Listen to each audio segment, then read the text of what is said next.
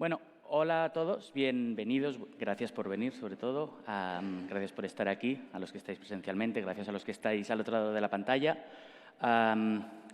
Quiero dar también las gracias a Sitges Next por confiar en mí, por darme esta oportunidad de abrir el festival, gracias a Enric también. La verdad es que me parece una oportunidad brutal.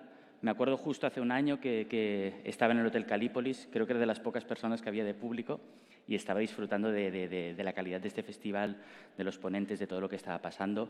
Y de repente me encuentro aquí pudiendo hablar de lo que llevo un año trabajando con mi equipo, de nuestro proyecto, lo cual me parece brutal. Así que vamos a empezar. Intentaré hacer una conferencia dinámica, divertida, sobre todo interesante. Intentaré dejar 5 minutillos al final por si hay alguna pregunta y intentaré no ir demasiado rápido ni explicar cosas muy raras.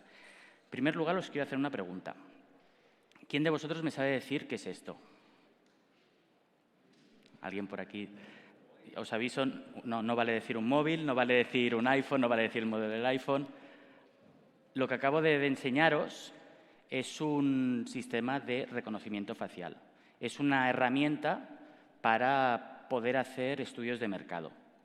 Y eso, en realidad, es de lo que os voy a hablar, ¿no? Es la historia que os voy a explicar. Os voy a explicar, en cierta manera, cómo en FIDER estamos trabajando un poco por llegar al futuro del reconocimiento facial aplicado al marketing. ¿Vale? Entonces, voy pasando.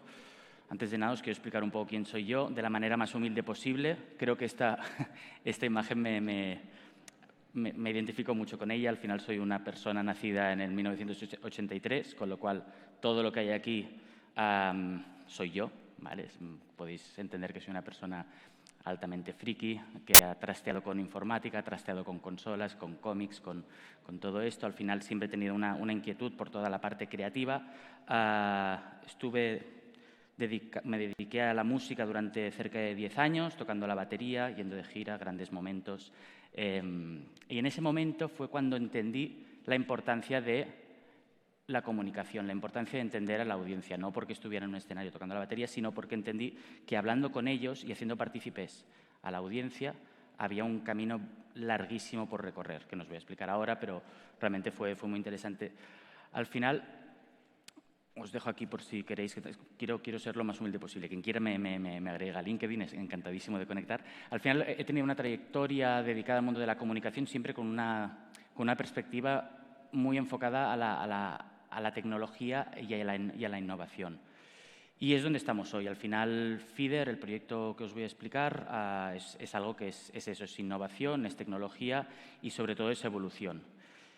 Y es lo que os voy a explicar. Voy a empezar explicándoos una pequeña historia, ¿no? Una historia de evolución, la evolución de la comunicación. Seguramente muchos aquí somos del sector, ¿no? Y quien no es del sector también se acuerda. Al final, antes la comunicación era esto, era un camino de una sola dirección, donde había un canal y una audiencia, y la audiencia simplemente se limitaba a escuchar y a recibir una serie de impactos, etcétera, etcétera. Completamente unilateral, evidentemente. Llegó Internet, todo el mundo podía decir algo, había muchos más canales, todo el mundo quería participar, etcétera.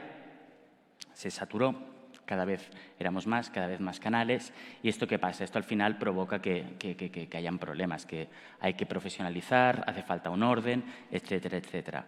Creo que todos, o sea, no estoy descubriendo nada. ¿A dónde nos llevó esto? Y es donde quiero empezar mi historia. A donde nos llevó esto es a un error que para mí es un error muy importante, un error de base, que es básicamente esto. En cierta manera nos impusieron cómo comunicarnos, nos impusieron cómo reaccionar.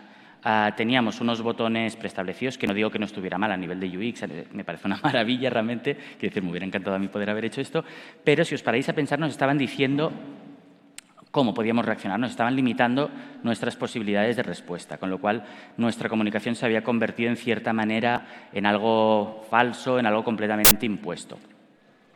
Entonces esto a mí me lleva a pensar en una historia de cómo nació todo. Estaba un día con uno de mis mejores amigos, que es mi socio de hecho, en Barcelona, en un bar del Born, tomando unas cervezas, y me llega un WhatsApp. Me llega un WhatsApp en el típico grupo de amigos que tenemos, lo cojo, lo miro y digo, hostia, esto siempre envía algo muy bueno. Entonces, coloco el teléfono así y empezamos a verlo, ¿vale? algo parecido a esto. Evidentemente no éramos tan perfectos ni teníamos marcas de stock, pero he estado buscando alguna foto para ilustrarlo, pero es que es como imposible y al final no hay manera. El caso es que nos quedamos así mirando el teléfono y literalmente nos partimos. Nos reímos mucho, nos encantó lo que nos envió, fueron carcajadas, estuvimos comentándolo, guardé el teléfono, seguimos con nuestras cervezas, seguimos con nuestra tarde allí en Barcelona y me voy a casa. Mientras estoy caminando a casa, voy, digo, hostia, no le he respondido. Cojo el teléfono y literalmente hago esto, jajaja. Claro, esto me hizo, de repente me quedo y digo, vale, tengo una persona a la que quiero, que nos quiere, que hay un vínculo emocional que se acaba de perder algo que realmente le hubiera gustado, que es ver, esto, ¿no? Que al final es ver una reacción real de sus amigos, una reacción real. Al final es eso, quiero decir, las reacciones, y de esto va todo lo que os voy a decir, guardan emociones dentro, y si nos limitamos a ese tipo de reacciones impuestas, estos jajajas, estos emojis, estamos perdiendo totalmente las emociones que hay detrás.